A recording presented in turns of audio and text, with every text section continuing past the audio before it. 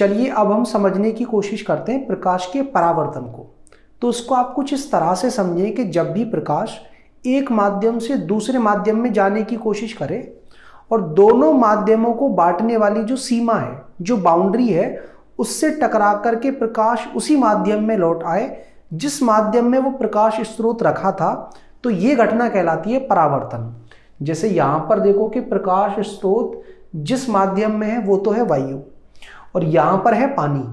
तो ये जो प्रकाश स्रोत है इससे मान लेते हैं कोई प्रकाश किरण निकल करके पानी और वायु को बांटने वाली जो सीमा है, जहां पर ये दोनों माध्यम अलग हो रहे हैं, वहां पर आकर के टकराती है। तो देखा क्या जाता है कि ये जो प्रकाश किरण है इस सीमा से टकराने के बाद उसी माध्यम में वापस लौट जाती है जिसके अंदर ये प्रकाश स्रोत रखा था।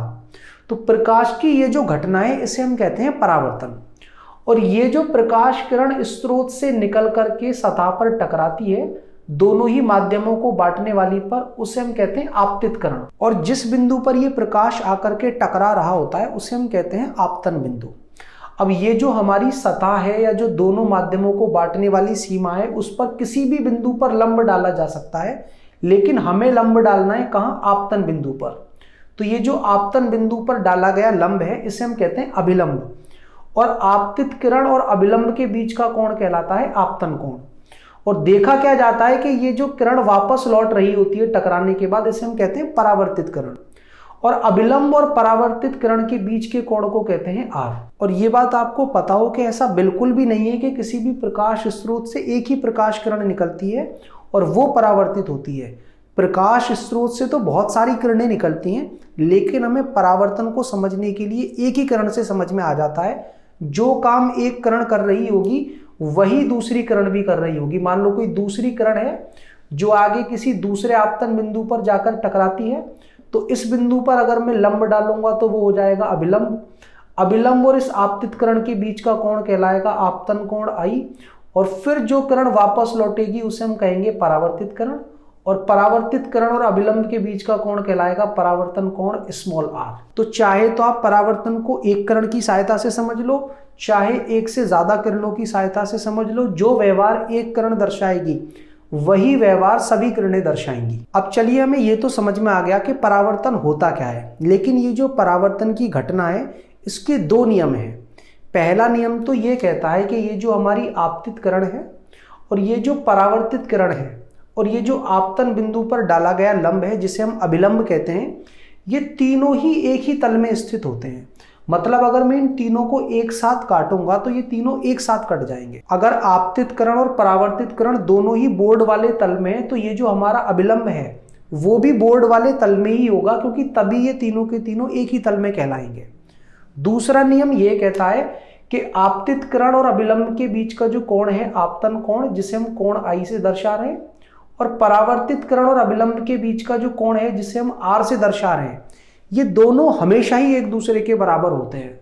जैसे यहां पर मान लेते हैं कि हमारा आपतन कोण है 30 अंश, तो जो परावर्तन कोण होगा वो भी 30 अंश ही होगा। और दूसरी स्थिति में आप देख सकते हो कि ये जो हमारा आपतन कोण है वो बढ़ चुका है, और मान लेते हैं कि ये आपतन कोण है हमारा 60 अंश, तो ये जो परावर्तन कोण है वो हमेशा ही आपतन कोण के बराबर होगा, ये भी होगा 60 अंश।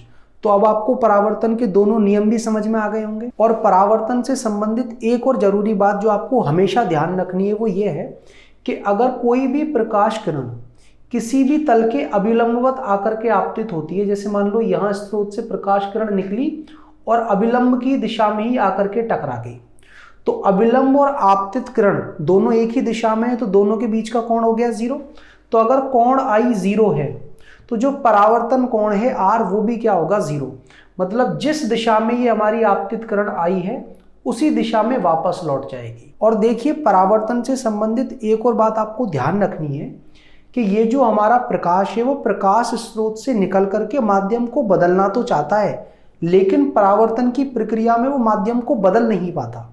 सीमा से टकरा करके जो दोनों ही माध्यमों को बांट रही होती है वो उसी माध्यम में वापस लौट जाता है। तो ये जो हमारा आपतित प्रकाश है और जो परावर्तित प्रकाश है दोनों एक ही माध्यम में चल रहे होते हैं, तो दोनों की चाल एक ही होती है, दोनों की आवृत्ति एक ही होती है और दोनों की तरंग दैर्घ्य भी एक ही होती है। तो ध्यान रहे कि अगर आपको आपतित प्रकाश की आवृत्ति, तरंग दैर्घ्य या चाल पता लग चुकी हैं, तो परावर्तित प्रकाश की भी तीनों ही चीजें आपतित प्रकाश के जैसे ही रहेंगी, क्योंकि माध्यम जब तक नहीं बदलता तब तक प्रकाश का कोई भी गुण नहीं बदलता।